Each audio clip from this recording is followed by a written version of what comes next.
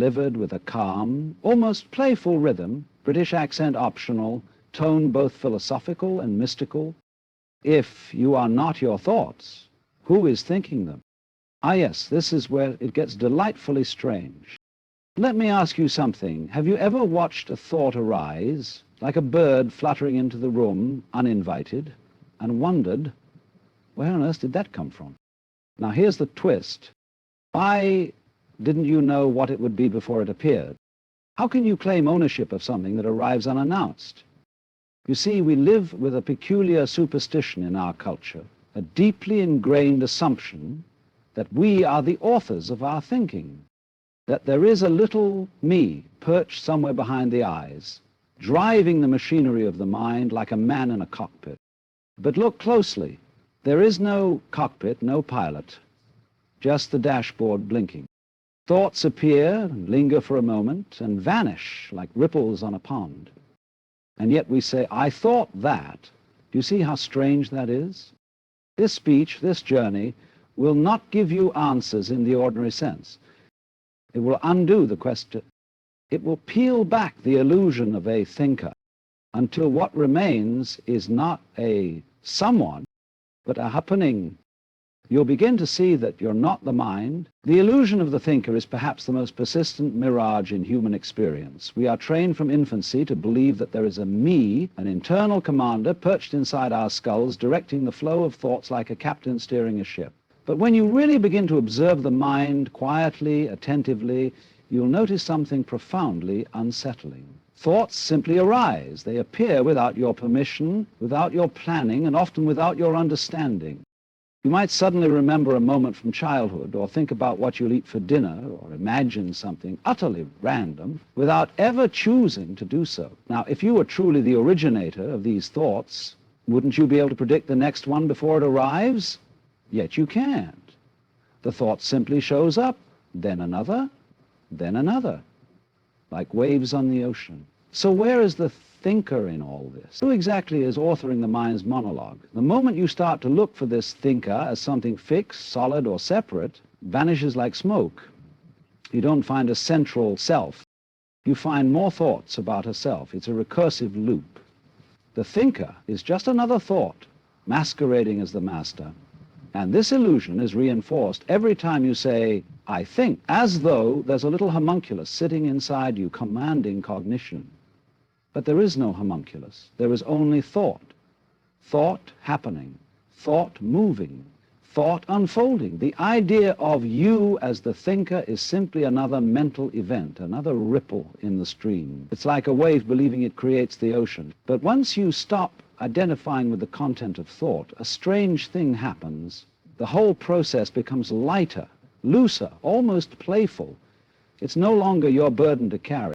Thoughts think themselves. That may sound absurd at first, even paradoxical, but only because we're so used to imagining ourselves as the thinker, the doer, the controller. Yet look again. When a breeze passes through the trees, you don't imagine the leaves are creating the wind, do you? No, they simply respond.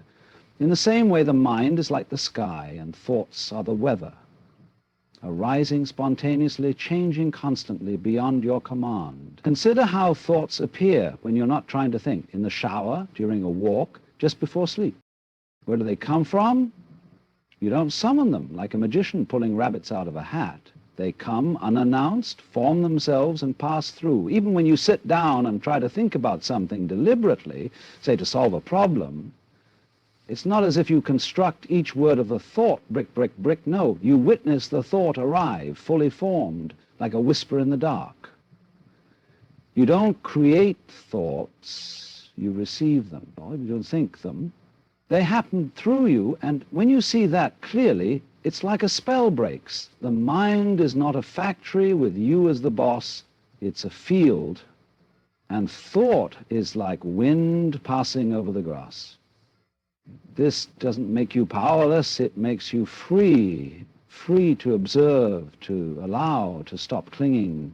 Because if thoughts think themselves, then perhaps it's not your job to wrestle with them, judge them, or take them so seriously. Perhaps your role is simply to notice the dance, not claim authorship of the music, there is something curious that happens when you begin to observe your thoughts rather than be absorbed by them. A shift, subtle yet profound, begins to emerge. One where you are no longer the voice in your head, but the space in which the voice appears. This is what we might call a witness, though even that word is only pointing. The witness is not something you can grasp, describe, or locate. It doesn't have a form. It doesn't speak. It simply is. And in its presence, everything else moves. Thoughts arise and pass, sensations flicker, emotions roll like thunderclouds. But the witness remains, untouched. This witnessing awareness is not something you achieve. It's what has always been there, quietly watching. It was there before you learnt your name, before you formed a story about who you are, before the chatter of the mind became your identity. You may have mistaken yourself for the thoughts you think, the roles you play, the things you believe, but behind all that noise is a vast stillness, and it is aware. When you sit quietly, you can sense it, not as a thought, not as a belief, but as the open clarity in which all things come and go. The beauty of the witness is that it doesn't try to change anything.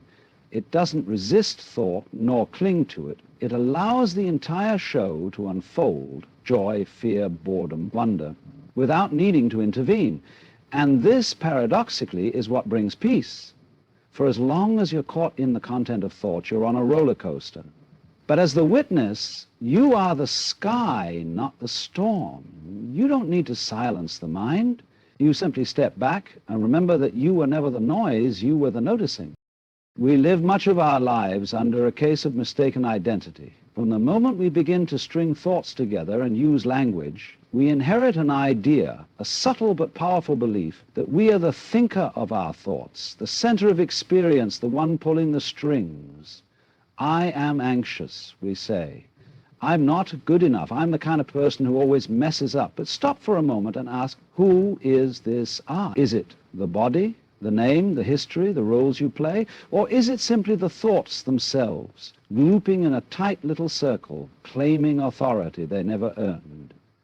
When you examine it carefully, you'll find that what you've been calling me is mostly a collection of stories, ideas about yourself, judgments, memories, interpretation. The moment you stop identifying with your thoughts, a strange sense of lightness begins to emerge. For most people, the mind is a battlefield, an endless tug-of-war between desires, doubts, judgments, and commentary. And because we believe the voice in the head is me, we carry every thought as if it were a stone in our pocket. But what if those stones were never yours to carry? The freedom of disidentification lies not in silencing thought, but in ceasing to take it so personally. A thought arises, perhaps one of fear, anger, or shame, and instead of tightening around it, you simply notice it. You let it pass like a gust of wind. This is not detachment in the cold sense of the word. It's intimacy without entanglement. You're fully aware of what arises, yet you no longer confuse it for who you are. And when you stop holding on to thought, thought stops holding on to you. You begin to see thoughts as events, not truths. Like birds landing briefly on a branch, they stay for a moment and then take flight. Some are beautiful, some unpleasant, but none are you. And once this becomes clear, not as an idea, but as direct experience, there is an extraordinary relief. You no longer need to control the mind or fix it. You simply watch it, let it dance, let it storm, let it fade. This shift creates space, space to breathe, space to respond instead of react, space to discover the quiet, grounded presence that has always been beneath the noise. It's not about escaping the mind, but stepping outside the illusion that you are trapped within it. The moment you stop believing every thought is a mirror, you realize it was just passing weather all along. What remains when thought ceases? It's a question most never stop to ask, because thought is constant, a background hum we mistake for silence. Yet in rare moments between thoughts, after a deep breath in the stillness of all, there's a gap, a flicker of pure being. And in that gap you find something strange.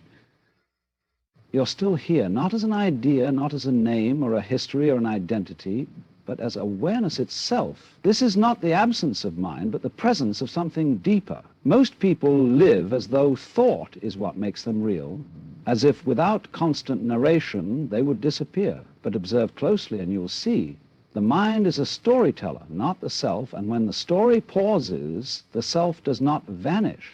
In fact, what remains is more real than the thinking ever was. It doesn't need a name. It doesn't need a job or a role or a goal. It is simply here, clear, alive, and it has always been here. Every thought you've ever had has come and gone in this space like waves on an unmoving sea. Even the sense of I rises within it, but the sea remains. So what are you really? You are not the content of consciousness, but the capacity for it, not the field in which they appear. And this is not something to believe, but something to notice. The next time a thought fades and no other rises to replace it, don't rush to fill the silence. Sit in it. Let it open. There is a presence there, vast and still, which doesn't need thought to exist. In fact, it's only when thought falls silent that you can truly meet it. And in that meeting, you begin to remember who you've been all along. So if you are not your thoughts, if they rise and fall like weather through the sky of your awareness, then the question returns, who is thinking them? And the answer, if it can be called that, is not a who at all. It's not a puppet master pulling strings, but simply life expressing itself in patterns of mind. Thoughts happen, they move through the space of what you are, but they are not what you are. You are the silence they speak into. You are the awareness that watches them come and go. And once this is seen, not intellectually, but felt in your bones, the whole game begins to shift. Suffering softens. Identity loosens. Freedom peeks in.